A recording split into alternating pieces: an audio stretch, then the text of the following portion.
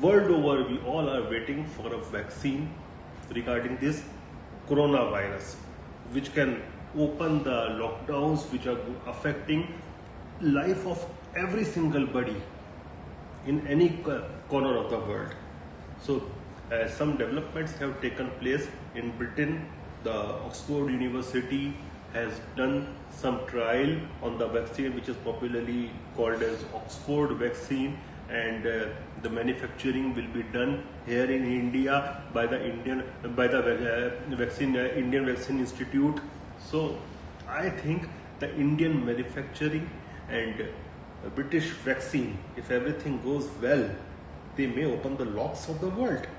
And last month, what happened? Scientists there in Montana, they inoculated 6 races, McCoy monkeys, which are very similar anatomically and physiologically to human beings, with this Oxford vaccine. And what they found out, after 28 days, these monkeys were given a single dosage of the same Oxford vaccine about which we are talking. And these 6 monkeys, along with other monkeys who were not given the dosage of the vaccine, they were introduced and with a heavy dosage of viruses. And after 28 days, all monkeys except the 6 which were given the dose of the vaccine were affected with the coronavirus disease. So prima facie, if we talk about, the vaccine looks to be successful, though it's not a guarantee that a vaccine is giving immunity to an app will definitely give the same type of and same degree of immunity to the human body. You can't guarantee it, but yes, the prima facie, if you talk, the first stage is the trial on animal, followed by human trial. If even the human trial shows positive results, then we can say yes, we have developed a vaccine against a particular disease, and now wow, it's a time to celebrate. But right now we can't just you cannot just go gung ho. But yes, we are optimistic because of this scientific development. And not only the British vaccine, there is a Chinese company which is known as I think Sinovac or something like that. Yes, Sinovac, and they are also saying that they have also developed a vaccine and which is showing effect on the same McCoy's monkey. So even in China, there are some researches which are showing positive signs. So, and I think, and if multiple type of vaccines are developed, it is good for everybody. Why? Because we may require different type of vaccine for different group of people. Like for elderly, we may require one type of vaccine. For kids, we may require another type of vaccine. Then the dosage can be different. There will be some vaccines. There may be some vaccine which are single shot. Then there may be some vaccines which you have to take multiple dosage or with booster dosage. Then price variations can also be there. So if multiple vaccines are developed, different kind of vaccines are developed in different places, it's good for the mankind. Because what will happen once a vaccine is developed and under manufacturing, then what we call it shopping spree. Forget shopping spree, a vaccine spree will start, and all type of powers will be there. There will be a diplomatic power, there will be financial power. All the powerful countries, the Western bloc, they will want that they should first get it, and Africans and other poor countries, they will also want. But you know the circumstances, the power game is there. So if multiple vaccines are developed, it will avoid the traffic on the doorstep of the factories, that diplomacy which will go around the world, that politics, vaccine politics which will go around the world. So it may be good for the mankind.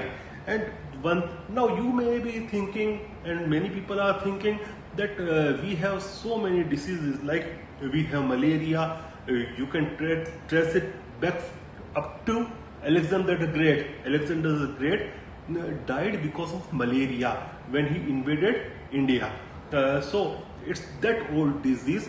Then you have typhoid, you have dengue, and many other diseases which takes life of, you can say, lakhs of peoples every year. But till now there is no vaccine. So why we may get a vaccine for coronavirus disease so fast? The reason behind that is, see, scientific communities require large funding for research and development, and most of the big pharmaceutical companies as well as the rich countries of the West, they are not very interested in the diseases which affect mainly the poor countries. But since coronavirus is affecting everybody, so scientists are getting, the scientific community it is getting generous amount of money so that they can do their scientific progress in developing a vaccine.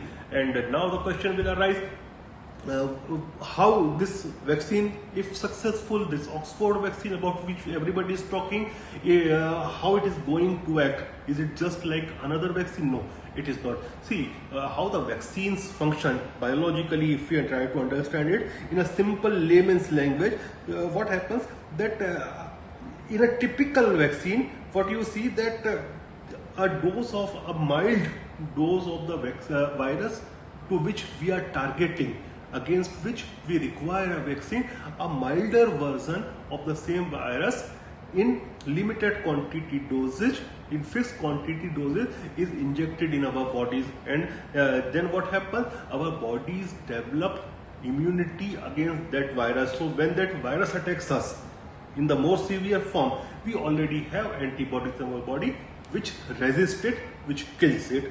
But in this vaccine, the Oxford one, a different type of technology is being used. What they are using here, it is not the same coronavirus which is causing the COVID-19 coronavirus disease 2019. They are using a different virus, and by technology they are making it, they are neutralizing its effects. And then what they are doing, they are making it to mimic like the coronavirus. So what happens when this, you can say, when this look-alike of coronavirus is injected in the body, which was injected in the body of the ape, then the body develops resistance against the coronavirus itself. And when the body is exposed to the coronavirus causing COVID-19, then body is already having the antibodies, so body is protecting itself. And this is how, if this vaccine is successful, it will function. And where it will be manufactured, see, the Serum Institute of India, which is the giant institute in terms of manufacturing capacity, it is the world's largest vaccine manufacturing plant, and it is located in India.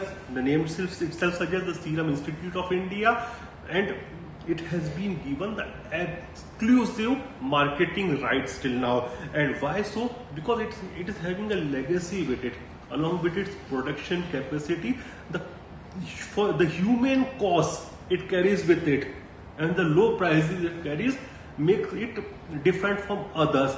So it will be if everything goes well, it will be manufactured in India, and we hope that everything must go well. So do you think that is it the time to celebrate? I say, wait a minute. It's not time just now to celebrate, because the first step, the prima facie step on testing on the animal, we have done successfully. But scientists need to test it on human beings, and they need to actually inoculate dozens of people. And what they will do in that, what they do, they take at least, they give placebo doses to at least a dozen people. And what are these placebo doses? Placebo doses are you can say they are not vaccines, but these people are injected with those placebo doses, so that psychologically they think that yes, they have received a vaccine, but only 1 or 2 out of all those dozen people, they will be given a real shot of the real vaccine. And when the rest, all of them except those one or two who have been given the real actual vaccine, they all become infected with the disease, and here the disease is COVID-19, then you can say the vaccine is successful, because those people, those 1 or 2 guys who have received the actual vaccine doesn't get COVID-19 or any other disease for which the vaccine is being tested. Once we reach that stage, then yes, then it's time to celebrate. Till then, we can wish our scientific community, which is working very hard around the clock, that they succeed. And till then, we have to follow all the rules and norms of social distancing. Keep yourself safe, keep your families safe.